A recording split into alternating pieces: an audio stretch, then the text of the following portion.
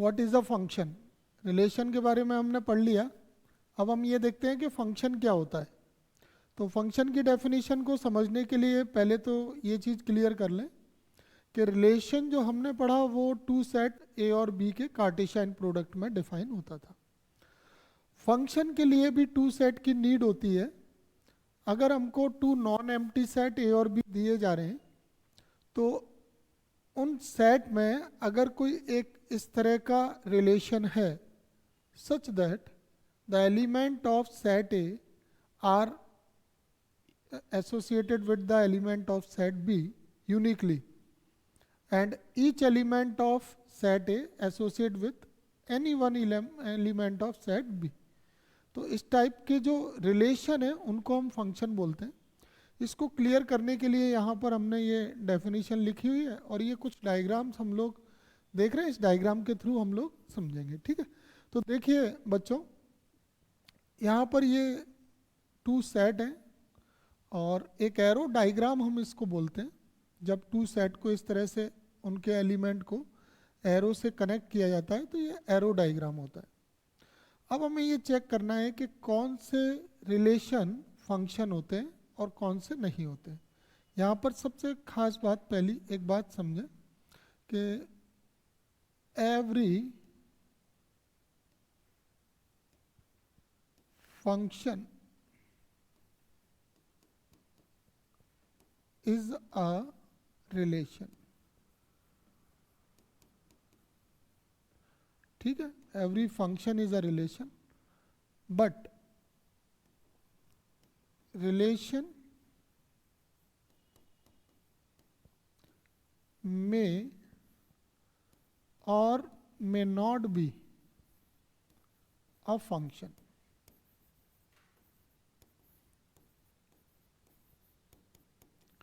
ठीक है, जितने भी फंक्शन है वो रिलेशन होते हैं, लेकिन रिलेशन मे या मे नॉट बी अ फंक्शन। देखो, अगर कोई फंक्शन f यानी एक इस टाइप का रिलेशन है कि set A associated with the element of set B, then we will say that the relation, the correspondence of function f from A to B is called a function. यहाँ पर A को हम बोलते हैं input, और इसको हम क्या कह सकते हैं, डोमेन, डोमेन ऑफ F, और B को हम कहेंगे आउटपुट।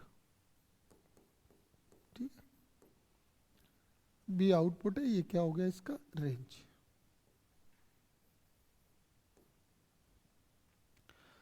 अब यहां पर अगर हमने इनपुट डाला तो इनपुट से आउटपुट निकल के आया।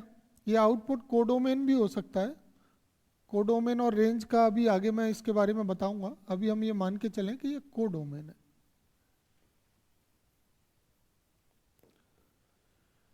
ठीक है, अगर सेट ए के एलिमेंट है, कोई एलिमेंट एक्स है वो सेट ए को बिलोंग कर रहा है, और कोई एलिमेंट वाई है वो सेट बी को बिलोंग कर रहा है, तो इस रिलेशन का जो एल्जेब्रिक फॉर्म है वो y equal to F x हो जाएगा। क्योंकि x सेट ए से आया है इसलिए x को हम कहेंगे कि ये इनपुट है, और x की वैल्यू रखकर हमको y मिला, y सेट b में, तो ये हमारा आउटपुट है। अब मैं ये इनपुट और आउटपुट की जो बात कर रहा हूँ इसको एक एग्जाम्पल से समझ लेते हैं। जैसे कोई जूसर है और उस जूसर में अगर आप जो भी फ्रूट डालते हैं, वेजिटेबल डालते हैं, तो वो जूसर को आप मान लीजिए कि वो फंक्शन है, और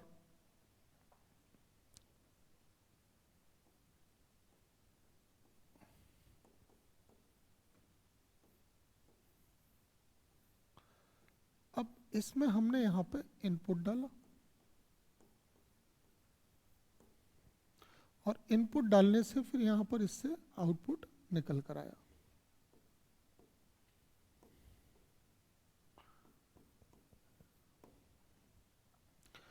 तो फंक्शन बिल्कुल इसी टाइप से होता है कि अगर हम उस फंक्शन में कोई इनपुट कर रहे हैं और आउटपुट निकल रहा है, तो किस रिलेशन के थ्रू निकल रहा है, किस कंडीशन के थ्रू निकल रहा है, वो फंक्शन होगा। यहाँ पर इनपुट और आउटपुट से हम एक एग्जाम्पल ऐसे समझें कि मैं अगर आपसे ये बोलूँ कि यहाँ पे हम मैंगो या ऑरेंज कोई भी फ्रूट डालते हैं तो उसका जूस निकलेगा, पोमरग्रेनेट डालेंगे पोमरग्रेनेट का जूस निकलेगा, ऑरेंज डालेंगे ऑरेंज का जूस निकलेगा, है ना। दूसरा एग्जाम्पल यहाँ पे ये है कि अगर आप दो एलिमेंट डाल देते, ऑरेंज और मैंगो एक साथ डाल देते, तो दोनों का कंबाइंड भी निकल आएगा। बात समझो मेरी। अगर हम यहाँ पे 3 टाइप के फ्रूट्स डाल देते हैं, मान लीजिए फ्रूट ए बी सी, तो ए बी सी का मिक्स निकल के आ जाएगा, बिल्कुल निकलेगा। बट अगर मैं आपसे ये पूछता हूँ कि हम यहाँ पर अगर ओनली ऑरेंज इनपुट करते हैं और इसके आउटपुट में कैरट और मैंगो और कोई और भी जूस ऐसे निकल सकते हैं क्या? मतलब एक इनपुट डाला और जो इनपुट डाला है उसके बजाय आउटपुट कुछ और निकल रहे हैं, तो एक 1 इनपुट के लिए 2 आउटपुट या मोर देन 2 आउटपुट निकल कर आएंगे? नहीं आएंगे। 1 इनपुट, बात समझे मेरी, कि इनपुट हमारा 1 है तो आउटपुट 1 हो सकता है, 2 3 4 मोर देन 1 इनपुट है तो भी हमारा आउटपुट हो सकता है। लेकिन अगर इनपुट 1 है तो उसमें जो बाहर निकलने वाले फ्रूट हैं, क्या वो एक से ज़्यादा जूस निकल आएंगे? फ्रूट जूस निकल आएगा? Not possible. तो ये जो मैं कंडीशन बोल रहा हूँ, इसी कंडीशन में फंक्शन नहीं होता है। ठीक है, ये चीज को अब हम यहाँ पे समझें। देखिए, ये सेट एक्स और वाई है, सेट ए के एलिमेंट है A B C, set y के एलिमेंट है 1 2 3। ये एक दूसरे से रिलेटेड हैं such that a related to 1 है, बी रिलेटेड टू 2 और सी रिलेटेड टू 3। मतलब ए को इनपुट डाला, आउटपुट में 1 निकला, बी का इनपुट डाला, आउटपुट में 2 निकला। इनपुट यहाँ पे रखा जाएगा, ऐसे कोई इक्वेशन होगी उसमें रखा जाएगा, सी इनपुट डाला, आउटपुट में 3। Now here we can see that each element of set X associated with the unique element in set y. What I mean that the no single element in set x is such that associated to not associated to y. There is no single element in set x which is not associated to set y. ठीक है, तो ये first वाली condition हमारी fulfil हो रही है कि ऑल एलिमेंट ऑफ इनपुट वाला set are associated with 1 or more element of output wala set. All element are associated. And there is also one more condition that one element of set A या set X या input या domain have uniquely connected to element in set Y. यहाँ पर हमने B लिखा है, ये इस कंफ्यूजन को दूर करने के लिए लिया गया है कि सेट हमारे ए भी हो सकते हैं, सेट हमारे कोई भी हो सकते हैं, एक्स वाई भी हो सकते हैं। तो दिस इज अ फंक्शन। बात समझ रहे हो ना मेरी? हमने इनपुट ए बी सी डाले तो आउटपुट 1 2 3 आए, यानी कि सबके यूनिक आउटपुट आए हैं, तो ये फंक्शन है। यहाँ पर देखो, ये फंक्शन में ए बी और सी के लिए आउटपुट 1 आया है, यानी कि 3 एलिमेंट को मिक्स करके डाल दिया और एक आउटपुट निकल के आया 1। तो ये भी फंक्शन होता है। मैंने बोला है कि अगर यहाँ पर आप इनपुट में मोर देन 1 एलिमेंट भी 3 टाइप के फ्रूट डाल रहे हैं तो एक मिक्स अप आउटपुट निकल के आ सकता है, फंक्शन है। अब आप इसको देखिए, यहाँ पर ये जो है, जैसा कि ये लिखा था कि all element of set A या set X associated with the every element in set Y. यहाँ पर सी एलिमेंट का यहाँ पर कोई भी एसोसिएशन नहीं है। This element c is not related to any element in set Y. अगर इसका कोई भी यहाँ पर एलिमेंट किसी से भी अटैच्ड नहीं हो रहा है तो ये फंक्शन नहीं होगा। आप एक तरह से ये समझ लीजिए कि हमने इनपुट सी डाला और कोई आउटपुट ही नहीं निकला। इनपुट में हमने ए डाला तो 1 निकल के आया, बी डाला तो 2 निकल के आया, सी डाला जूस चलाया और कुछ निकला ही नहीं। ऐसा भी नहीं हो सकता है कि आप इसमें इनपुट डालें और आउटपुट ना निकले। तो ये फंक्शन नहीं है। इस एग्जाम्पल से ध्यान रखें, अपने माइंड में सेट रखें कि एक हमको ये इस टाइप का एग्जाम्पल बताया गया था जिससे हमें फंक्शन क्लियर हुआ। ठीक है, ये भी नहीं है। अब आते हैं हम यहाँ फाइनल, एक और हमने एग्जाम्पल लिया हुआ है number 4। In this arrow diagram you can see that element A associated with 1 and element A is also associated with 2. Here we can see that element A is associated with 2 element, मतलब input A गया और output में 1 निकल के आया और 2 निकल के आया।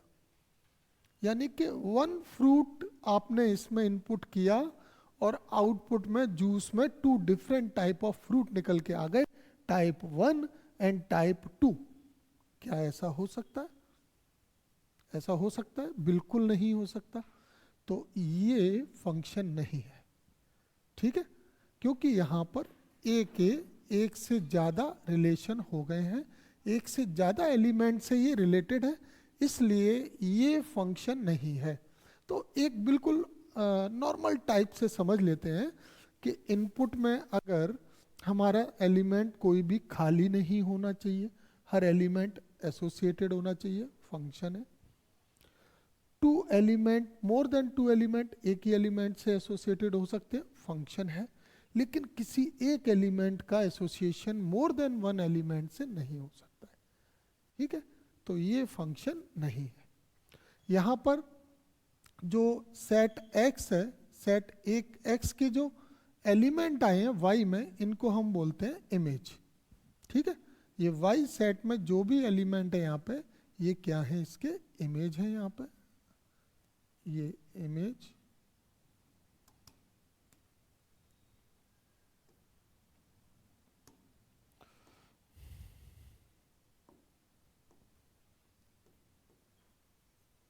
ये इमेज है सेट y में जो भी है। और y के लिए जो सेट x है, y के लिए जो सेट x है वो क्या है? Pre image.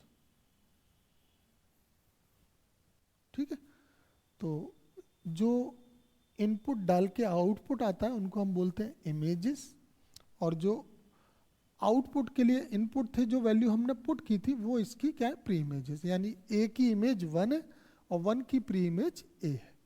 ठीक है, ये फंक्शन की डेफिनेशन हो गई। इसको अच्छी तरह से देख लीजिए। इसमें अगर कोई डाउट आता है तो अपना डाउट मुझे कमेंट बॉक्स में लिख देना। ठीक है, टाइप्स ऑफ फंक्शन का सबसे मेन डेफिनेशन ये यहाँ पे मैंने क्लियर की है। यहाँ पर देखिए, अब मैं डोमेन, कोडोमेन और रेंज भी यहीं पर एक्सप्लेन करूँगा इसमें, या वो हम आगे भी कर सकते हैं। अगला इसमें नेक्स्ट जो है, हाँ, ये एक डायग्राम हमने लिया हुआ है, इसमें डोमेन, कोडोमेन और रेंज को हम लोग समझेंगे। देखिए, एक सेट ए है और एक सेट बी है।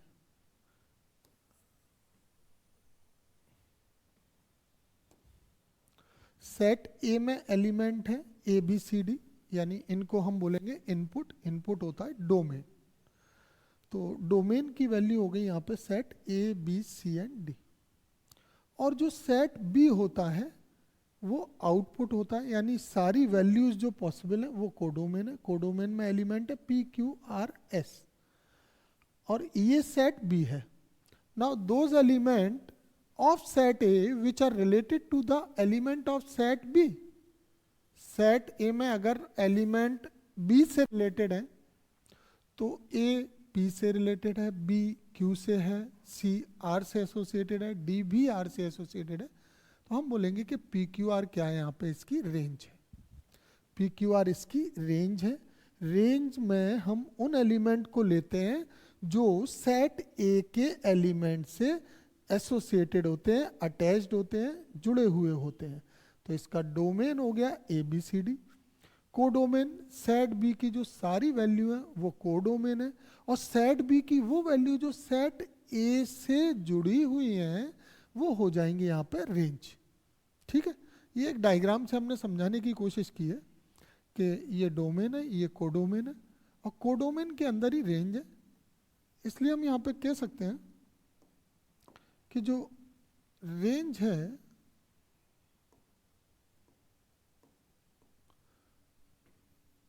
रेंज वो सबसेट होता है किसका? कोडोमेन का। Range is subset of codomain, और इस डायग्राम से भी दिखाई दे रहा है कि ये रेंज यहाँ पे कोडोमेन का सबसेट है। तो किसी भी फंक्शन के लिए अगर मैं function f such that a tends to b यहाँ पे इसको लिखता हूँ,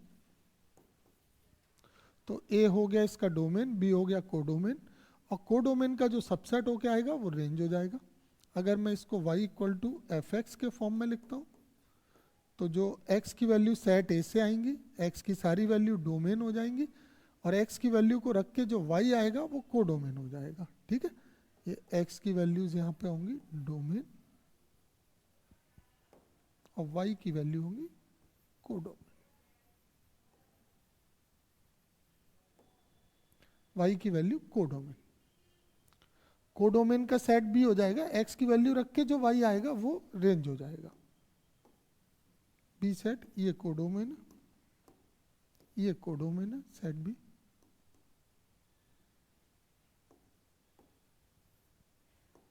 ये रेंज होगा। ठीक है, और ये जो बी की वैल्यू से जो भी सेट बी में वैल्यू होंगी वो कोडोमेन होंगी। ठीक है,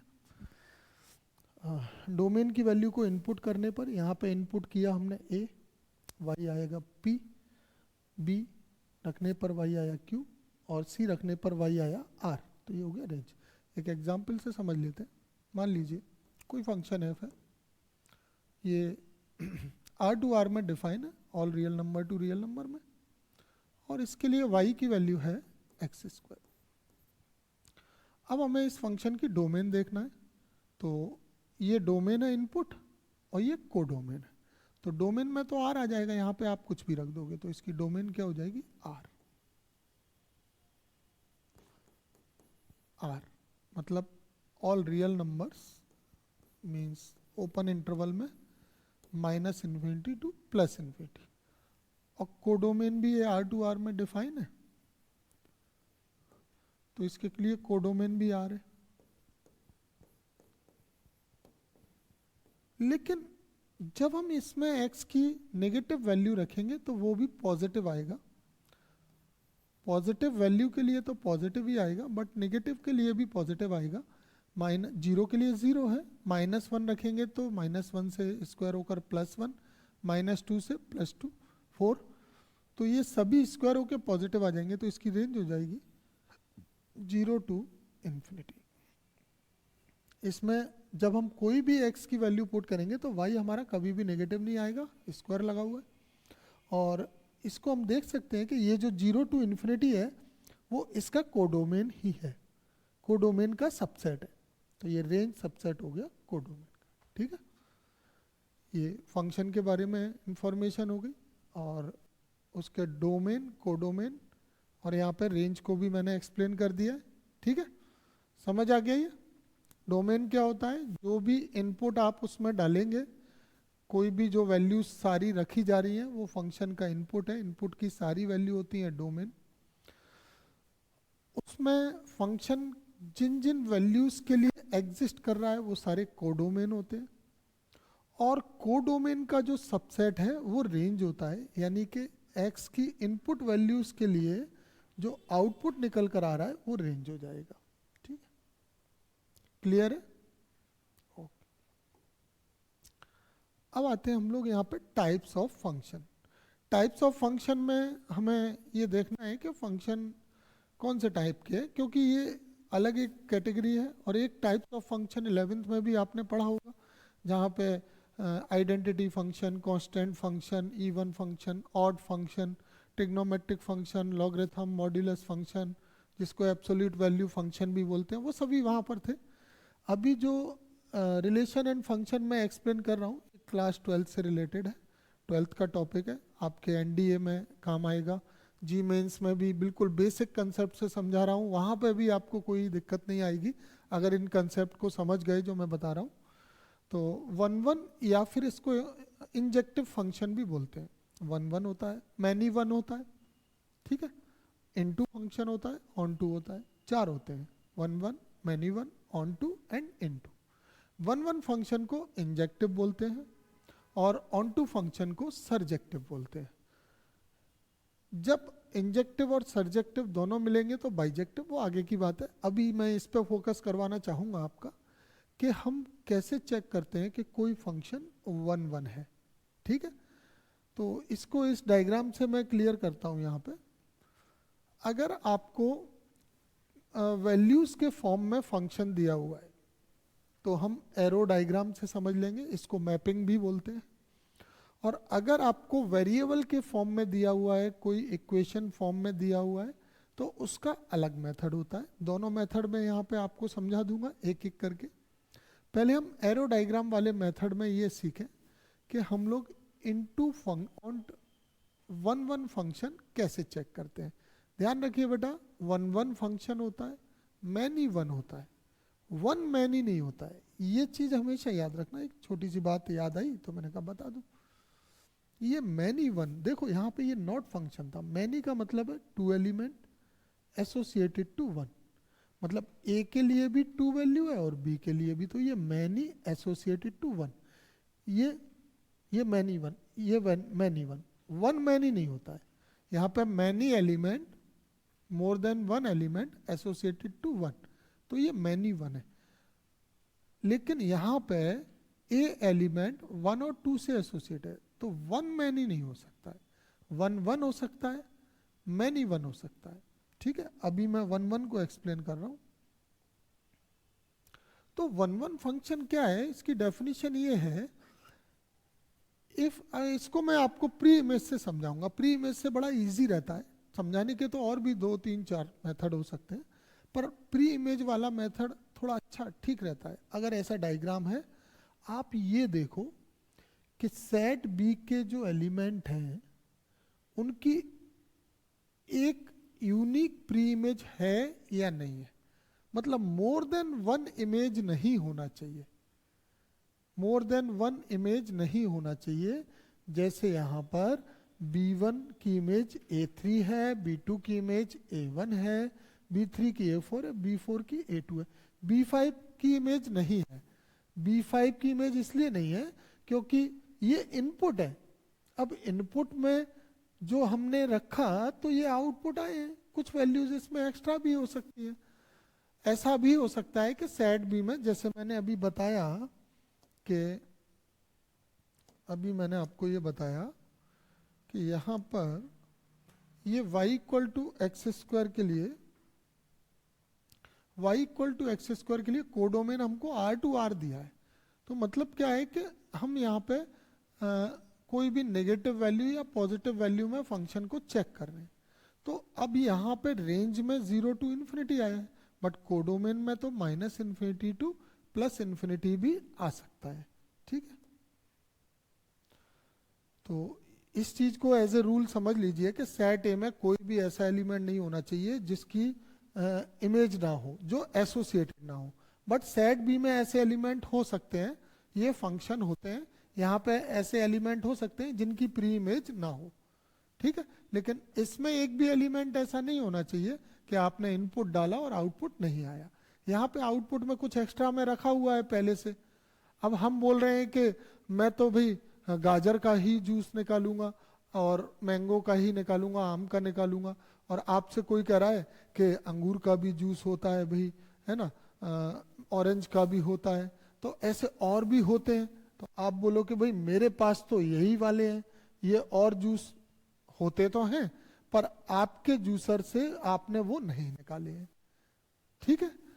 इसलिए यहाँ पे ये बात समझिए कि सेट बी में और भी ब्लैंक एलिमेंट हो सकते हैं, सेट ए में बिल्कुल नहीं होगा। आप इनपुट डालो और आउटपुट ना निकले, ऐसा नहीं होगा। तो सेट ए में कोई भी एलिमेंट ब्लैंक नहीं रहना चाहिए, उसकी इमेज मिलनी ही है। बट सेट बी में ब्लैंक इमेजेस, ब्लैंक एलिमेंट हो सकते हैं जिनकी कोई प्री इमेज ना हो। ठीक है, अब बात करते हैं वन वन की। तो वन वन फंक्शन वो होता है जब सेट बी के हर एलिमेंट की एक ना एक इमेज हो, एक से कम भी हो सकती है, जैसे इसकी कोई image, more than one image नहीं होनी चाहिए। ठीक है, या फिर ऐसे समझना है तो आप इधर से भी देखिए कि one element associated to uniquely with one element, तो हम इसको बोलेंगे one one. This is one one function, क्योंकि a1 b2 से रिलेटेड है, a2 b4 से। क्या यहां पर कोई भी एलिमेंट है जो इधर दो एलिमेंट से रिलेटेड हो, या इधर कोई दो एलिमेंट है जो एक ही एलिमेंट से रिलेटेड हो, unique?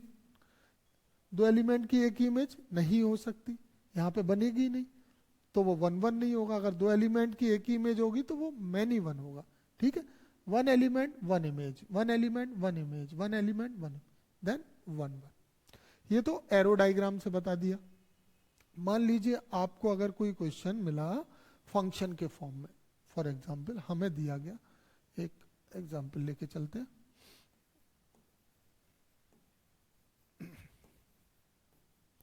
y equal to 2x plus 1, और ये फंक्शन r टू r में डिफाइन है, r टू r। ठीक है, मैं यहाँ y की जगह fx भी लिख सकता हूँ, fx equal to 2x plus. अब हमें ये चेक करना है कि ये फंक्शन वन वन है या नहीं है। ये आपको पता होगा, ये डोमेन है,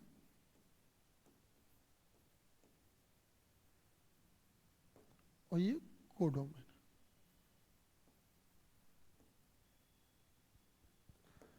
तो कंडीशन क्या है? If f of x1 equal to f of x2 implies that, ये xy के फॉर्म में भी लिखा हुआ है, implies that x1 equal to x2 for all x1 x2 belongs to a। जैसे ये xy में लिखा है, मैंने x1 x2 लिए हैं। यहां पर x1 x2 क्या है? डोमेन की दो डिफरेंट वैल्यू है। इस डोमेन वाले सेट ए की वैल्यू होती है, सेट ए में से x1 x2 लिए जाएंगे ये, और सेट ए में से x1 x2 लेंगे। अगर वो x1 x2 के फंक्शन जब इक्वल करे जाएंगे f of x1 equal to f of x2, तो अगर इससे हमको मिलता है x1 इक्वल टू x2 तो it is a one one function, और अगर x1 इक्वल टू x2 नहीं आता है तो नॉट वन वन फंक्शन। जैसे अब मान लीजिए मैंने लेट किया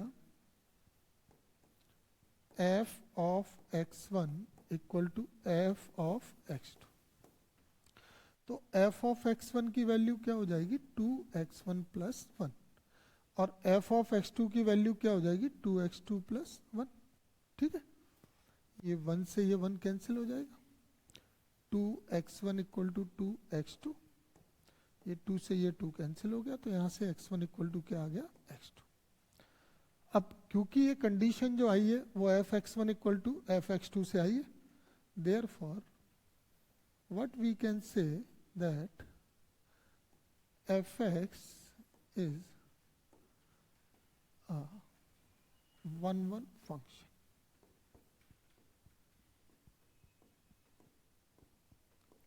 ठीक है, एक एग्जाम्पल नंबर 2 और लेते हैं।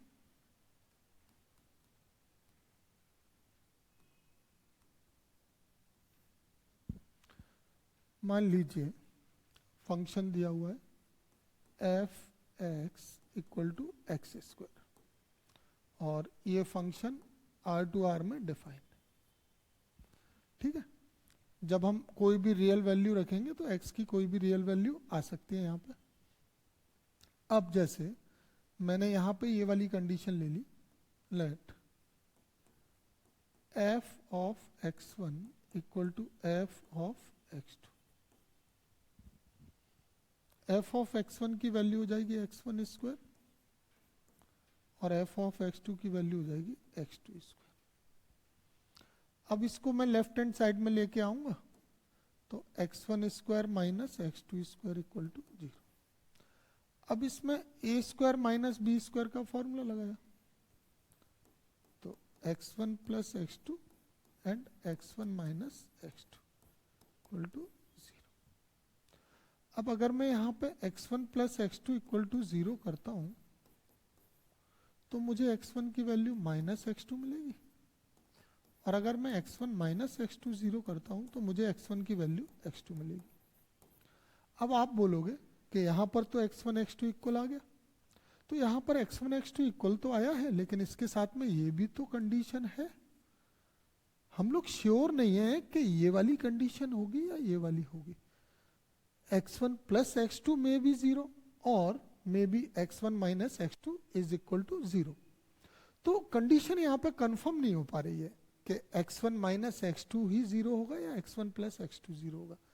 मैं ये कहना चाहता हूँ कि जब आप ये चेक करते हैं ना, स्ट्रिक्टली यही कंडीशन आना चाहिए।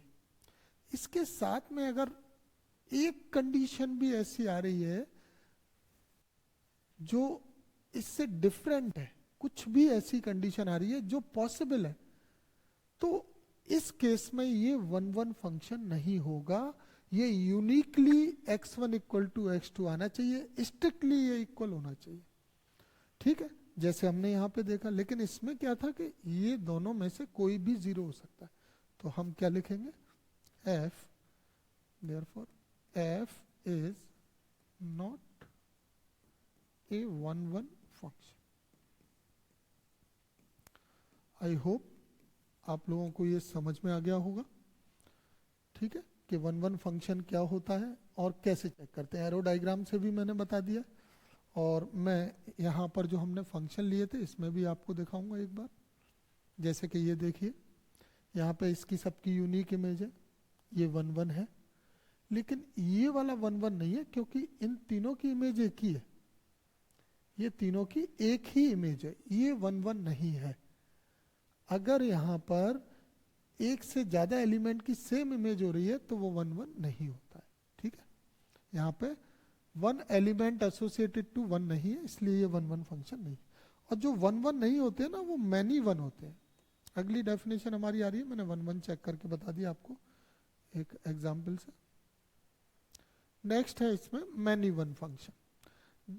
इसके नाम से क्लियर हो रहा है कि many element are related associated to 1 element if more than 1 element are associated to 1 element, then we will say that it is a many 1 function। इसको हम ऐसे भी कह सकते हैं कि जो 1-1 नहीं है वो many 1 है। 1-1 में क्या होता है, 1 एलिमेंट एसोसिएटेड टू 1। तो यहाँ पर हमने A2 B2 से अटैच्ड है, लेकिन A4 भी B2 से अटैच्ड है ना, तो ये क्या हुआ, many 1 फंक्शन। अगर हम ऐसे देखें कि प्री इमेज वाइज, तो B2 की एक से ज्यादा प्री इमेज है। अगर एक से ज्यादा प्री इमेज होती है तो वो क्या होता है, मैनी 1। जैसे कि अगर जितने भी एलिमेंट आपको दिए गए हैं उन एलिमेंट में एक एलिमेंट की भी एक से ज्यादा इमेज है तो वो क्या होगा, मैनी 1 फंक्शन होगा। ठीक है, क्लियर, समझ आ गया। योगेश पॉज करना, ये मच्छर आ गया, कॉइल लगाओ। ये मैनी 1 फंक्शन कैसे चेक करते हैं, अब हम लोग यहाँ पे ये समझेंगे। ये तो समझ में आ गया कि मैनी 1 फंक्शन कौन सा होता है। मैनी 1 वो होता है अगर हमको कोडोमेन वाले सेट में ऐसे एक एलिमेंट भी मिल रहा है जिसकी एक से ज्यादा प्री इमेज है तो वो मैनी 1 है। अगर हर एलिमेंट की एक ही प्री इमेज है तो वो 1-1 है। सबकी एक एक प्री इमेज है तो 1-1, एक से ज्यादा प्री इमेज है तो मैनी 1। सेट ए में कोई भी एलिमेंट खाली नहीं होना चाहिए। अगर इसको एसोसिएशन नहीं मिल रहा है, किसी से रिलेटेड नहीं है, फंक्शन नहीं है। सेट बी में एलिमेंट खाली हो सकता है, अगर एलिमेंट खाली है फिर भी वो फंक्शन है। हमें मैनी 1 और 1-1 के लिए ये चेक करना होता है कि अगर सेट बी में हर एलिमेंट की एक ही प्री इमेज है, 1-1 फंक्शन, एक से ज्यादा प्री इमेज है, मैनी 1 फंक्शन। अब मैनी 1 फंक्शन चेक कैसे करते हैं, तो मैनी 1 फंक्शन चेक करने का मेथड ये है कि मान लीजिए एक रियल वैल्यूड फंक्शन है, function f such that r tends to r। ये रियल वैल्यूड में फंक्शन एग्जिस्ट कर रहा है। अब हमें इसमें ये देखना है कि इसके हम लोग कैसे चेक करें। मान लीजिए जैसे फंक्शन है y equal to F x, अब हमें चेक करना है कि ये मैनी वन है या नहीं है। तो समझ लीजिए हम वन वन वाली कंडीशन चेक कराएंगे, F X one equal to F X two ले लेंगे, और अगर ये इम्प्लाई करता है that X one not equal to x two आता है, मतलब इससे ये जरूरी नहीं है कि X one equal X two आ जाए, X one not equal to x two आ रहा है तो हम कह सकते हैं कि ये मैनी वन फंक्शन है। ठीक है, जैसे कि यहाँ पर x one not equal to x two भी आया है और x one equal to x two भी, मतलब इक्वल हो भी सकता है और नहीं भी। तो इसलिए ये वाला फंक्शन क्या है, मैनी वन फंक्शन। और मैनी वन चेक करने का एक मेथड ये भी होता है कि जो वन वन नहीं है वो मैनी वन ही होंगे। क्लियर है? चलिए, जनरली क्या होता है कि वन वन चेक किया जाता है, मैनी वन चेक करने के लिए भी अगर वन वन नहीं होता है तो वो मैनी वन हो जाता है। अगला टाइप ऑफ फंक्शन है ऑन टू फंक्शन और सर्जेक्टिव फंक्शन। ऑन टू या सर्जेक्टिव फंक्शन कौन सा होता है, इसको एरो डायग्राम से समझेंगे, फिर हम लोग इक्वेशन फॉर्म में सॉल्व करके भी देखेंगे। देखिए, अगर कोई फंक्शन हमको इस तरह से दिया हुआ है कि सेट y के, मैं आपको एक सजेशन दूंगा एरो डायग्राम का, अगर आपको फंक्शन चेक करना है वन वन, आप कोडोमेन वाले सेट से चेक करो और प्री इमेज देख के सेट चेक करो। अगर इसमें किसी भी एलिमेंट की एक से ज़्यादा प्री इमेज नहीं है, वन वन, किसी एलिमेंट की एक से ज़्यादा प्री इमेज है, मैनी वन। अगर यहाँ पर y में एक एलिमेंट भी ऐसा है जिसकी प्री इमेज नहीं है तो वो होता है onto function. If there exists at least one element in set y, then it is not an onto function, तो वो क्या हो जाता है, into function। ठीक है, सॉरी मैं शायद पहले थोड़ा गलत बोल गया था। तो सेट y के हर एलिमेंट की इमेज होना चाहिए, प्री इमेज होना चाहिए। प्री इमेज होना कंपलसरी है, एक है, दो है, तीन है, नो मैटर्स, है ना। मोर देन वन इमेज है चलेगा, वन इमेज है चलेगा, लेकिन एक भी इमेज नहीं है नहीं चलेगा। अगर एक भी इमेज नहीं है तो वो है, एक भी इमेज नहीं है तो वो है इनटू फंक्शन। यहाँ पर हर एक की इमेज है। अगर मैं ये वाला एग्जांपल आपको एक बताऊं, ये ऑन टू नहीं है। ये ऑन टू क्यों नहीं है, क्योंकि B6 की इमेज नहीं है। तो अगर इमेज नहीं है तो ऑन टू नहीं है, सबकी प्री इमेज है तो ऑन टू है। ये ऑन टू है, y1 की भी प्री इमेज है, y2 की भी प्री इमेज है, एक से ज़्यादा है कोई दिक्कत नहीं है, एक से ज़्यादा प्री इमेज हो सकती है। ठीक है, इनकी 2 प्री इमेजेस है। यहाँ पे y3 की भी प्री इमेज है और y4 की भी प्री इमेज है, लेकिन इसमें एक भी एलिमेंट ऐसा नहीं है कि उसकी प्री इमेज ना हो। अगर कोई भी ब्लैंक एलिमेंट होता है तो वो ऑन टू फंक्शन नहीं है, फिर वो इनटू फंक्शन है। ठीक है, यहाँ पे ये डेफिनेशन लिखी हुई है। अब चेक कैसे करते हैं, मान लीजिए कोई फंक्शन है real number two real number में डिफाइन है, या मैं थोड़ा डिफरेंट लेना चाहूँगा, real number two natural number में डिफाइन है कोई function, real number two natural number में डिफाइन है। और अब मुझे ये चेक करना है कि ये ऑन टू है कि नहीं। तो y equal to F x function होगा, इसको हम चेंज करेंगे, change into x equal to f y. ठीक है, x equal to f y के फॉर्म में बना लिया जाएगा। x equal to f y के फॉर्म में बनाने के बाद हम ये देखेंगे, if for all values of y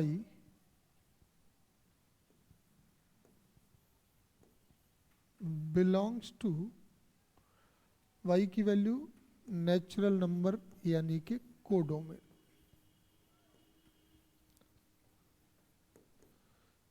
we get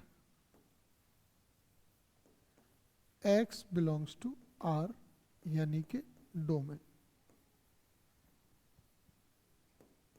ठीक है, अगर हमें कोडोमेन की सारी वैल्यू रख के एक्स डोमेन में मिल रहा है तो वो फंक्शन ऑन टू फंक्शन होते हैं। अगर एक्स हमारा डोमेन में नहीं आ रहा है तो वो फंक्शन ऑन टू फंक्शन नहीं होंगे। एग्जाम्पल के लिए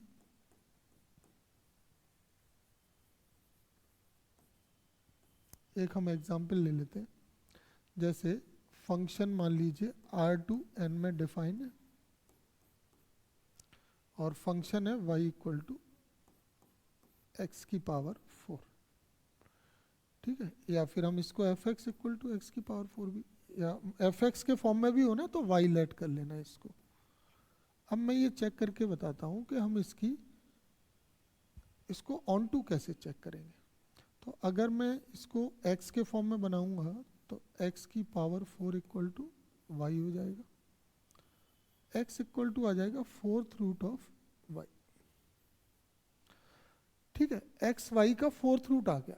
अब मान लीजिए मैंने y की कुछ नेचुरल नंबर वाली वैल्यू रखी, तो y की नेचुरल नंबर की अगर मैं वैल्यू रखता हूँ तो यहाँ पे क्या होगा, एक्चुअली हमको ये ऑन टू करने के लिए r लेना पड़ेगा। अगर मैं ऑल रियल वैल्यूज यहाँ पे कोई रखता हूँ, मान लीजिए मैंने रखा पुट y इक्वल टू -2, तो x की वैल्यू क्या आएगी 4th रूट ऑफ -2, और 4th रूट ऑफ -2 क्या हो जाएगा यहाँ पे इमेजिनरी नंबर हो जाएगा, ये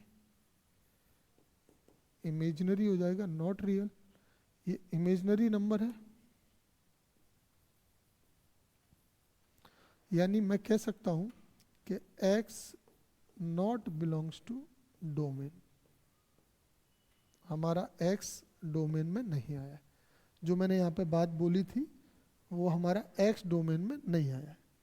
तो अगर हमारा x डोमेन में नहीं आ रहा है तो हम कहेंगे कि ये ऑन टू फंक्शन नहीं है, x डोमेन ये फंक्शन नॉट ऑन टू।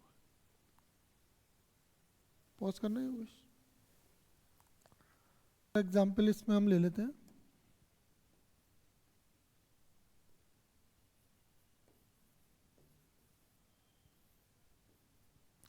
जैसे एक function real number two real number में डिफाइन है और एफ एक्स की वैल्यू है एक्स क्यूब। अब एफ एक्स की वैल्यू एक्स क्यूब है और हमको चेक करना है कि ऑन टू फंक्शन है या नहीं है। तो ऑन टू फंक्शन के लिए हम एफ एक्स को वाई रख देंगे, एक्स क्यूब आ जाएगा, x cube equal to y, तो x equal to cube root of y. यहाँ पर भी सेम कंडीशन हो जाएगी, अगर y हमारा कोई रियल नंबर है that is y equal to -2 -1 0 and so on, then x equal to क्या आएगा cube root of -2 cube root of -1 है ना, 0 का तो 0 ऐसे। तो ये क्या है नॉट इन डोमेन, ये इमेजिनरी नंबर आ गए, ये भी इमेजिनरी आ गया। तो अगर ये इमेजिनरी आ रहा है मतलब x डोमेन में नहीं है, x not belongs to r, और अगर x हमारा r में नहीं है therefore x not belongs to r, मतलब डोमेन वाले r में नहीं है, तो ये not there, so f is not an onto function, ठीक है। ये इसको चेक करने का मेथड हो गया, ऑन टू फंक्शन चेक करने का मेथड हो गया, समझ में आ गया। अगर हमारा x डोमेन में आएगा तो ऑन टू होगा, नहीं होगा नहीं आएगा तो नहीं होगा। एक ऐसा क्वेश्चन ले लेते हैं जिससे हमें पता चल जाए कि वो डोमेन में लाई कर रहा है। एग्जाम्पल नंबर 3 ले लेते हैं।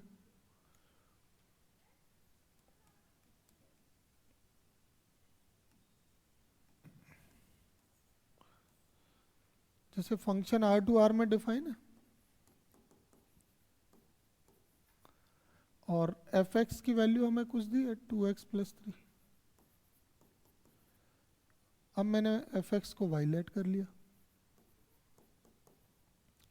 तो y minus three equal to 2x, तो y minus three upon two equal to x, तो x की वैल्यू क्या होगी यहाँ पे y minus three upon to.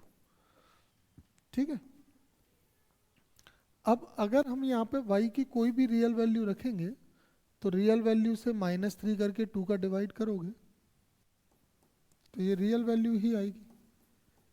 If y belongs to r then x belongs to r, और y का जो r है वो कोडोमेन वाला है, y belongs to r codomain वाला, और x का जो r है वो डोमेन वाला।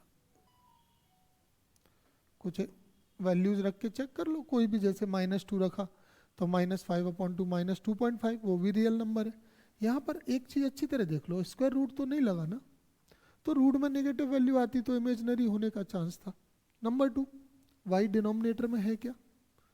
अगर y डिनोमिनेटर में होता तो 0 आता तो वो अनडिफाइंड होता, वो रियल नंबर नहीं होता, x रियल नहीं आता। और y लॉग में है क्या? ये 3 ऑप्शंस चेक कर लिया करो। अपॉन में y नहीं होना, रूट में नहीं आए और लॉग में नहीं आए। लॉग के लिए y ग्रेटर देन 0 होना चाहिए। ठीक है, तो ये क्योंकि y की ऑल रियल वैल्यू कुछ भी आप रख रहे हैं, अपने मन से भी रख के चेक करिए, तो जब हम y की कोई भी रियल वैल्यू लेंगे तो x भी रियल वैल्यू में आएगा। इसका ये मतलब होगा कि y की हर रियल वैल्यू की एक यूनिक इमेज होगी। Hence we can say that f is an onto function. ठीक है, तो एरो डायग्राम से तो हमने समझ ही लिया। ये मैंने कुछ एग्जांपल्स के थ्रू ये समझाया है कि ऑन टू फंक्शन को हम कैसे पता कर सकते हैं। अगला हमारा आता है इनटू फंक्शन। इनटू फंक्शन हम लोग वही मैंने बताया, हम 1 1 चेक कराएंगे, 1 1 होगा, ठीक है, नहीं होगा मैनी 1 है। हम into check onto check करेंगे, ऑन टू है तो कंडीशन वेरीफाई हो गई, ऑन टू नहीं है तो वो इनटू है। इनटू के लिए कोई मेथड नहीं है, ऑन टू वाले मेथड से ही चेक करेंगे। ठीक है, अब यहाँ पर एरो डायग्राम में अगर आप देखें तो B5 जो वैल्यू है उसकी कोई भी प्री इमेज नहीं है। तो B5 की कोई भी प्री इमेज नहीं है तो हम बोलेंगे कि ये कैसा फंक्शन है? इनटू फंक्शन है। इनटू फंक्शन वो होते हैं जिनमें कोडोमेन का कोई ना कोई ऐसा एलिमेंट होता है जिसके लिए डोमेन में कोई भी प्री इमेज अवेलेबल नहीं होती है। तो अगर ये B5 नहीं होता यहाँ पे तो ये क्या था? Onto function. और अगर यहाँ पे कोई वैल्यू ऐसी आ रही है जिसकी प्री इमेज नहीं है तो ये क्या हो जाएगा? Into function. ठीक है, इस बात को यहाँ से देखें जरा।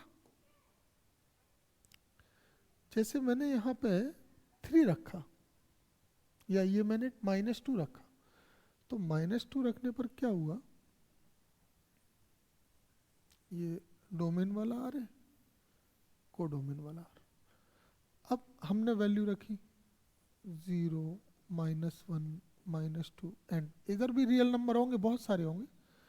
तो ये -2 और -1 तो इमेजनरी आ गए ना, तो रियल नंबर में इनकी इमेज होगी क्या?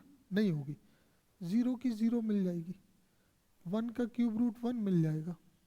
वैसे तो क्यूब रूट ऑफ इनिटी में बाकी तो इमेजनरी होते हैं, पर रियल क्यूब रूट तो 1 का 1 ही होता है, 0 का 0 हो जाएगा। लेकिन -1 की इमेज नहीं मिल पाएगी, -1 की इमेज नहीं मिल पाएगी प्री इमेज। तो ये ब्लैंक रह जाएंगे, जो अनडिफाइंड होते हैं वो ब्लैंक रह जाएंगे। सेट मान लीजिए ये ए में, जहाँ आर है ऑल रियल नंबर और ये बी में। ठीक है, ये डोमेन वाला है, तो इनकी प्री इमेज नहीं मिलेगी, जो अनडिफाइंड हो जाते हैं। और जब प्री इमेज नहीं मिलती है तो वो क्या हो जाता है? Into function. और हर एक वैल्यू की प्री इमेज मिल रही है। जैसे यहाँ पे जितने भी रियल नंबर रखोगे एक्स रियल नंबर ही आएगा। ठीक है, वाई की कोई भी रियल वैल्यू रखोगे एक्स रियल वैल्यू आएगा। तो सबकी प्री इमेज आएंगी, हर एक एलिमेंट की प्री इमेज आएंगी। तो हर एक की प्री इमेज आएगी तो वो क्या हो जाएगा? Onto function. अगर यहाँ पर जो कोडोमेन का सेट है इसमें कोई भी ऐसे एलिमेंट है जिनकी प्री इमेज नहीं है तो वो क्या हो जाएगा? Into function. ठीक है, चारों फंक्शन समझ में आ गए। 1 1 या इंजेक्टिव, हर एलिमेंट की यूनिक इमेज होना चाहिए।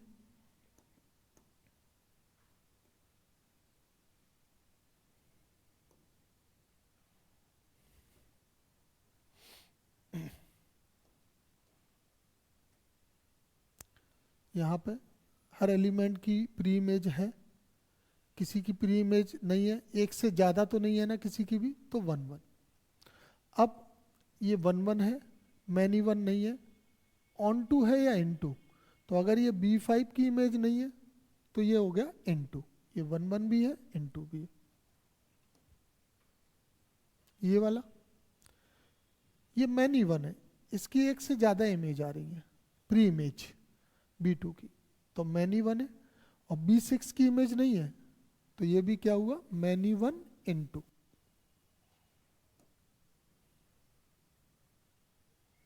ऑन टू तो समझ ही लिया था। यहाँ पे कोई भी ऐसा एलिमेंट नहीं है जिसकी प्री इमेज ना हो, सबकी प्री इमेज है, तो ये क्या हुआ, ऑन टू फंक्शन। यहाँ पे B5 की प्री इमेज नहीं है, ये इन टू फंक्शन हो गया। ठीक है, अब यहाँ पर 1 1 और ऑन टू, 1 1 ऑन टू और बाइजेक्टिव फंक्शन देखिए।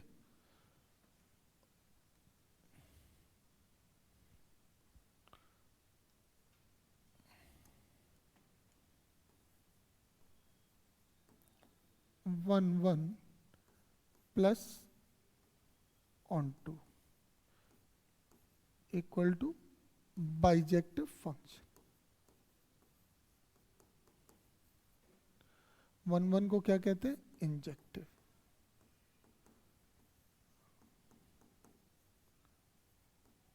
ऑन टू को क्या कहते हैं, सर्जेक्टिव। Is bijective. एक ही बात है, उसको बोलने के तरीके अलग अलग हैं। अगर कोई फंक्शन 1 1 और ऑन टू है, 1 1 भी है और ऑन टू भी है, तो हम उसको बोलेंगे कि वो बाइजेक्टिव फंक्शन है।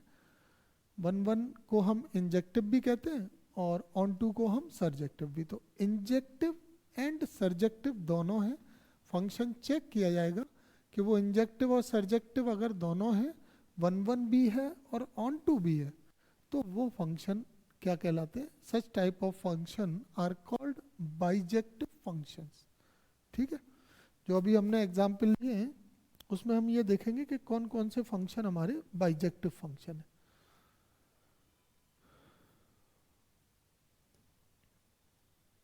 देखिए, ये 1 1 है,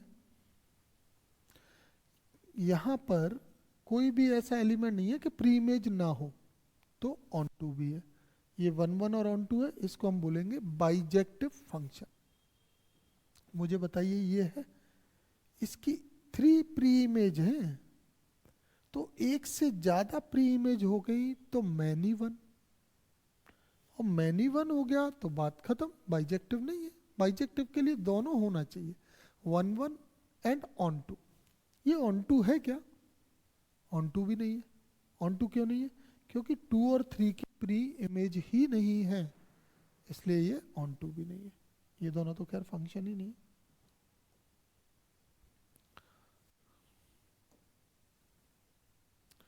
ये बाइजेक्टिव है, ये बाइजेक्टिव नहीं है। ये 1 1 है, 1 1 है, लेकिन ये ऑन टू नहीं है क्योंकि B5 की प्री इमेज नहीं है।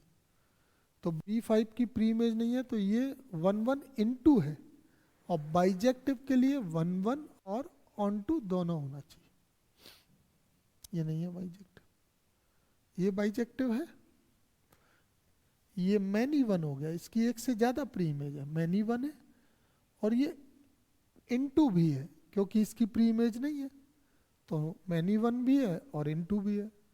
ना तो 1 1 है ना ऑन टू है, तो इसलिए ये भी क्या है, बाइजेक्टिव नहीं है। ये है बाइजेक्टिव। ये बाइजेक्टिव क्यों नहीं है, ये ऑन टू तो है, सबकी प्री इमेज है, लेकिन y2 की एक से ज्यादा प्री इमेज है। तो y2 की एक से ज्यादा प्री इमेज है, इसका मतलब है कि ये मैनी वन फंक्शन है, मैनी वन, इसलिए ये भी बाइजेक्टिव नहीं है, और ये तो मैं बता ही चुका आपको, ठीक है। इनटू, ये इनटू, ये इसमें भी ये मैनी वन है और इनटू फंक्शन है तो बाइजेक्टिव नहीं, ठीक है। तो ये वाला बाइजेक्टिव फंक्शन है क्योंकि ये वन वन भी है, हर एलिमेंट की, every element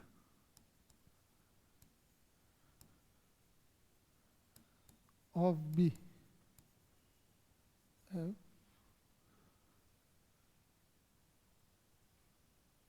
one प्रीइमेज।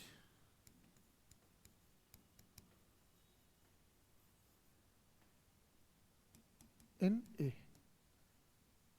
and no and all elements of B have pre-images.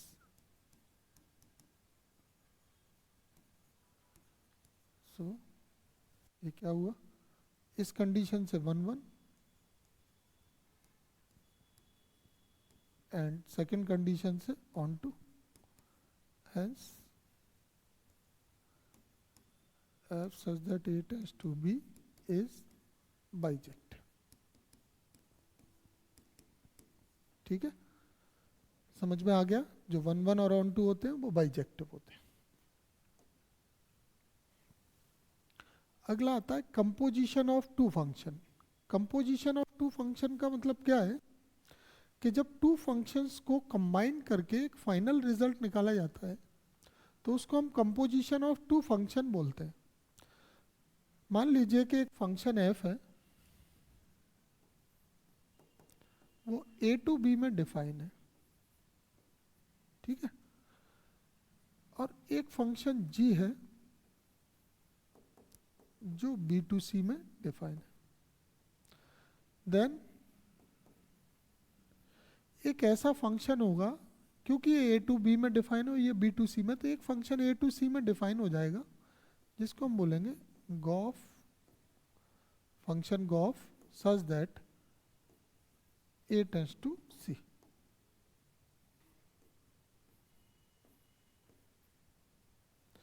a tends to c, ठीक है। तो इसको गॉफ से डिनोट करते हैं। अगर जस्ट इसमें एक और केस समझना चाहें तो मान लीजिए g फंक्शन है, वो a टू b में डिफाइन है, और एक फंक्शन f है वो b टू c में डिफाइन है। तो अब f के अंदर g आएगा, क्यों, वो a टू b में डिफाइन है। तो ये फंक्शन हो गया फॉग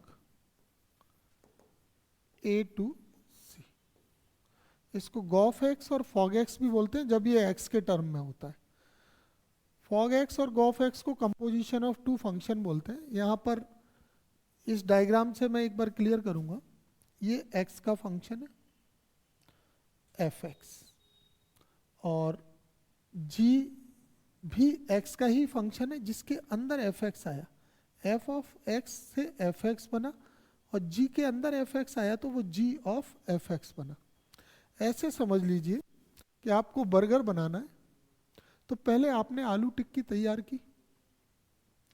आलू टिक्की को हमने, आलू टिक्की हमारी हो गई फंक्शन f, और जब आलू टिक्की को हमने ब्रेड के अंदर, ब्रेड जो दोनों ब्रेड होंगी जिनके अंदर आलू टिक्की रखी जाती है, वो हो गया हमारा फंक्शन g। तो जब g के अंदर फंक्शन f को रखा, ब्रेड के अंदर हमने आलू टिक्की को रखा, तो हमारा बर्गर तैयार हो गया। तो वो बर्गर हमारा क्या है, गॉफ x। f(x) फंक्शन क्या है, आलू टिक्की। g(x) फंक्शन क्या है, ब्रेड। f(x) फंक्शन आया, आलू टिक्की ब्रेड के बीच में आ गई, g(x) फंक्शन के अंदर f(x) आ गया, तो एक और नया फंक्शन तैयार हुआ गॉफ x, नई चीज तैयार हुई बर्गर। तो वो बर्गर ही हमारा क्या है, गॉफ x। इससे गॉफ x का फॉर्मूला भी आपको समझ में आ जाएगा। गॉफ x को हम लिखते हैं g ऑफ f(x), ठीक है। और अगर fog x का सिमिलरली फॉर्मूला बनाए तो वो हो गया f ऑफ gx।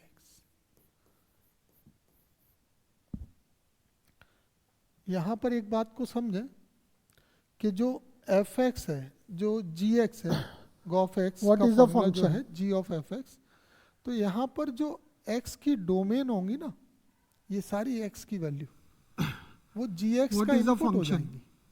जो fx निकल के आया, x है, x क्या है, डोमेन,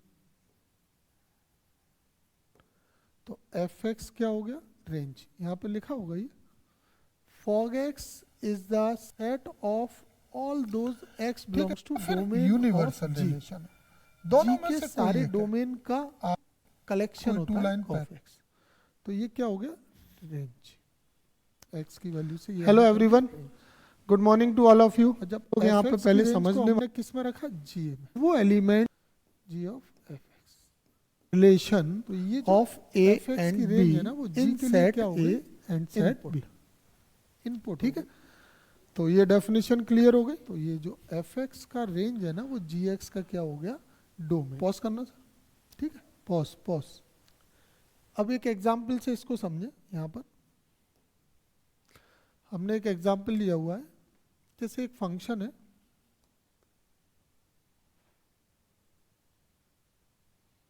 फंक्शन इसमें x की वैल्यू है 2 3 4 5, ये इनपुट है, और x2 रखने पे y3 आ रहा है, 3 रखने पे 4 आ रहा है, 4 रखने पे 5 आ रहा है।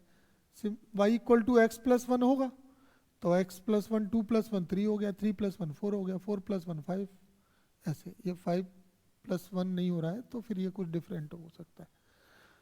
तो अभी यहाँ पे ये इनपुट है और ये आउटपुट है, और जो आउटपुट आया है, मतलब जो रेंज आई है, वो फिर इसमें इनपुट की गई है ना, 3 4 5 9, तो हमें रिजल्ट क्या मिला, 7 11 15। और ये फंक्शन इस तरह से डिफाइन है कि f2 f3 f4 f5 की वैल्यू दी है और ये दी है, हमें गॉफ निकालना है। मैं इसका गॉफ यहाँ निकाल के दिखाता हूँ आपको, देखो गॉफ कैसे निकालते हैं। अब गॉफ हमारा जो आएगा ना, वो f की इन डोमेन के हिसाब से आएगा, f की डोमेन के हिसाब से। जैसे ये फॉर्मूला लिखा है, अब इस फॉर्मूले में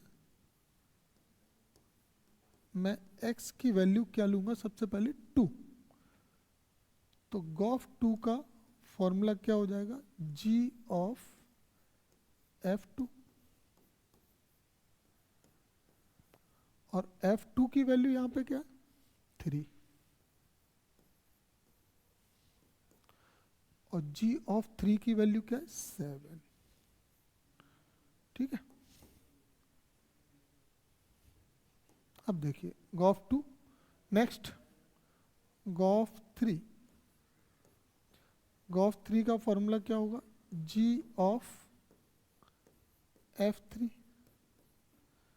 f3 की वैल्यू क्या है, f3 की वैल्यू, f3 कहाँ हो भाई, 4, तो g4 की वैल्यू आ गई 7। पहले f में इनपुट आया, ये आलू टिक्की आ गई, फिर आलू टिक्की को ब्रेड में रखा तो ये बर्गर बन गया। तो ये g4 की वैल्यू क्या आ गई यहाँ पे, 7, गॉफ 3 हो गया। अगला इनपुट क्या है हमारा, 4, गॉफ 4, गॉफ 4 का फॉर्मूला क्या हो जाएगा, g ऑफ f4। यहाँ पे सॉल्व कर देता हूँ, f4 की वैल्यू क्या है,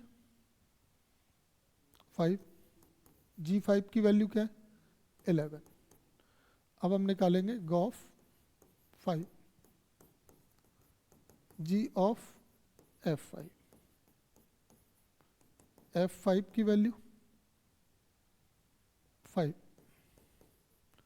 और g5 की वैल्यू 11। तो अभी आपने देखा जब हमने 2 रखा, अब गॉफ बन के क्या आएगा, सेट फॉर्म में, ऑर्डर्ड पेयर, 2 रखने पर 7, 3 रखने पर 7, 4 रखने पर 11 और 5 रखने पर भी 11। ठीक है, तो इस तरह से हम जब भी हमको फंक्शन एफ एक्स और जी एक्स दिए होते हैं तो उससे हम लोग यहाँ पे गॉफ एक्स निकाल सकते हैं। यही गॉफ एक्स निकालने का एक मेथड और मैं यहाँ पे बताता हूँ। देखिए, जैसे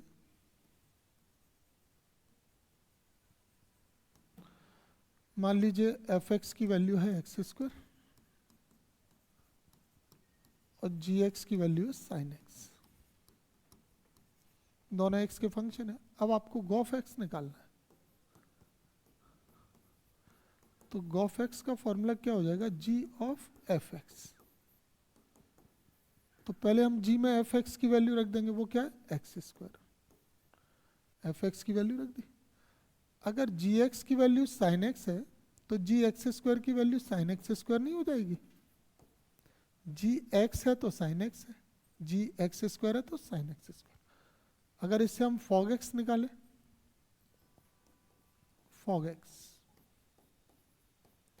तो फॉग एक्स का फॉर्मूला क्या होगा, f of g x. F of g x कैसे निकलेगा, इसमें जी एक्स की वैल्यू रख देंगे। क्या वैल्यू है जी एक्स की, साइन एक्स। अब एफ ऑफ साइन एक्स कैसे निकलेगा, तो एफ ऑफ एक्स में एक्स पे स्क्वायर आ रहा है, एफ ऑफ साइन एक्स में क्या होगा, साइन एक्स पे स्क्वायर आ जाएगा। F of sine x, f of x x का स्क्वायर, एक्स की जगह साइन एक्स लिखोगे तो साइन एक्स का square means sine square x. ठीक है, ये सेट फॉर्म में है और ये एल्जेब्रिक फॉर्म में। यहाँ पर फॉग और गॉफ दोनों निकाल के दिखा दी आपको। अगला टॉपिक क्या है, इनवर्स रिलेशन। इनवर्स रिलेशन क्या होता है, याद रखिए अगर कोई फंक्शन बाइजेक्टिव है तभी उसका इनवर्स एग्जिस्ट करेगा। इनवर्स एग्जिस्ट करने के लिए फंक्शन का 1 1 और ऑन टू होना कंपलसरी है। यहाँ पे लिखा हुआ है function F such that A tends to be 1 1 and onto, और bijection then function F such that A tends to be, अगर आपका 1 1 ऑन टू है तो इसका inverse F inverse such that B tends to A हो जाएगा, और इसको हम क्या बोलेंगे, बाइजेक्शन। ठीक है, ये बाइजेक्टिव फंक्शन होना चाहिए, और बाइजेक्टिव फंक्शन होने के बाद इसका रिवर्स हो जाएगा। ये थोड़ा सा मिस्टेक हो गया है लिखने में, टाइपिस्ट से गलती हुई है। ए टू बी है तो यहाँ पे बी टू ए मैंने लिखा है, ये सही है यहाँ पे। ठीक है, तो अगर फंक्शन ए टू बी में डिफाइन है, ये जरूरी है कि ये यहाँ पे 1 to 1 होना चाहिए एंड ऑन टू भी होना चाहिए। जब फंक्शन 1 1 और ऑन टू होता है देन हम इसको बोलते हैं कि ये इन्वर्टिबल फंक्शन है। इन्वर्टिबल है, इन्वर्टिबल फंक्शन वो फंक्शन होते हैं जिनका इन्वर्स एग्जिस्ट करता है। तो इनका इन्वर्स तभी एग्जिस्ट करेगा जब ये 1 1 और ऑन टू होंगे, और जब 1 1 ऑन टू होंगे तभी उसका इन्वर्स एग्जिस्ट करेगा। इन्वर्स को फाइंड करने का method F inverse such that B tends to A. ठीक है, अगर हम लोग एल्जेब्रिक फॉर्म में जाएं तो मान लीजिए फंक्शन है y equal to F x where x belongs to a and y belongs to b। तो इसका इनवर्स फंक्शन क्या होगा,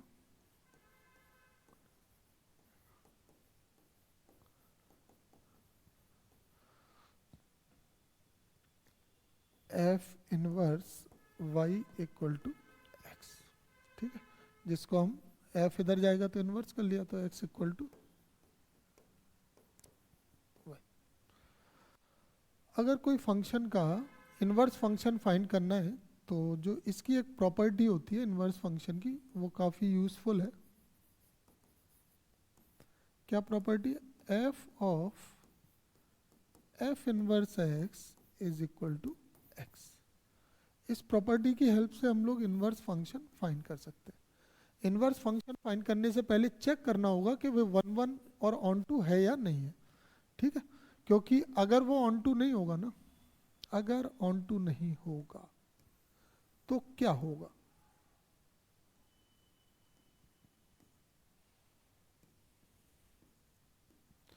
मान लीजिए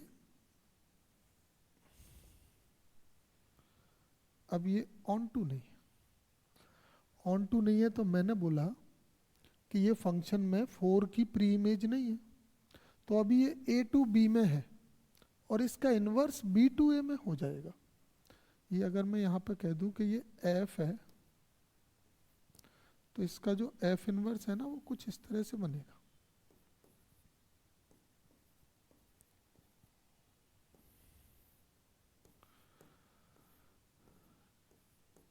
एफ इन्वर्स तो 1 एसोसिएट होगा ए से, 2 बी से और 3 सी से। ये आपको बताया गया है कि जो डोमेन वाला सेट है, यहाँ पे डोमेन और रेंज इंटरचेंज हो जाते हैं ना। अभी ये डोमेन था, ये इसका रेंज हो गया, ये रेंज था, ये डोमेन। तो मैंने बोला है कि ऐसा फंक्शन नहीं होता है जिसमें डोमेन में कोई भी एलिमेंट ब्लैंक नहीं होना चाहिए। इसका ये मतलब हो रहा है कि आप जूसर में 4 नंबर का कोई फ्रूट डाल रहे हो और इधर वो जूस निकल के आ ही नहीं रहा है, वो जूसर में ही गायब हो गया कहीं, तो ये कंडीशन तो पॉसिबल ही नहीं है। इसलिए एफ इनवर्स एग्जिस्ट नहीं करता है, क्योंकि ये ऑन टू नहीं है। अगर मैं 4 हटा दूँ तो यहाँ से भी हट जाएगा, तो सबकी एसोसिएशन हो जाएगा, तो ये फंक्शन बन जाएगा। इसीलिए हम लोग कहते हैं कि कोई भी फंक्शन का इन्वर्स कब एग्जिस्ट करता है, जब वो 1 1 और ऑन टू होना चाहिए। सेम कंडीशन 1 1 वाली बात भी मैं ऐसे ही चेक करा सकता हूँ कि मान लीजिए ये फंक्शन ऑन टू है, माना लेट कर लिया ये ऑन टू तो है, लेकिन ये मैनी वन है। मैनी वन के लिए यहाँ पर डी ले लिया, ये मैनी वन है। अब मैनी वन है, इसकी एक से ज़्यादा प्री इमेज है, many element related to one है। तो many element related to one है, तो इस केस का जब इन्वर्स किया जाएगा तब भी आप देखिए बच्चों क्या होता है। अगर हम इसका इन्वर्स करेंगे यहाँ पे,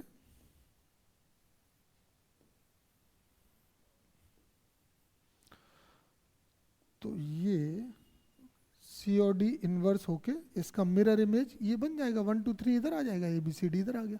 अभी सी और डी दोनों की क्या है, ए की प्री इमेज है, मतलब 3 पर वैल्यू सी भी आ रही है और 3 पर डी भी आ रही है। इसका ये मतलब हुआ कि आपने उसमें ऑरेंज डाला जूसर में और जूस निकल के आया एप्पल का और मैंगो का। मतलब जूसर में आप एक फ्रूट डाल रहे हो और निकल के 2 का जूस आ रहा है, ऐसा पॉसिबल ही नहीं है। तो ये कंडीशन तो एग्जिस्ट ही नहीं कर सकती। इसलिए ये बात बोली गई है कि फंक्शन के इन्वर्स को एग्जिस्ट करने के लिए उसका 1 1 और ऑन टू होना जरूरी है, क्योंकि अगर वो 1 1 का अपोजिट मैनी वन हुआ तो भी फंक्शन नहीं होगा, और अगर वो ऑन टू का उल्टा हुआ इन टू तो भी वो फंक्शन नहीं होगा। ठीक है, अब मैं यहाँ पे बात कर रहा था, अगर हमको इस प्रॉपर्टी से किसी फंक्शन का इन्वर्स निकालना है तो एक एग्जांपल ले लेते हैं।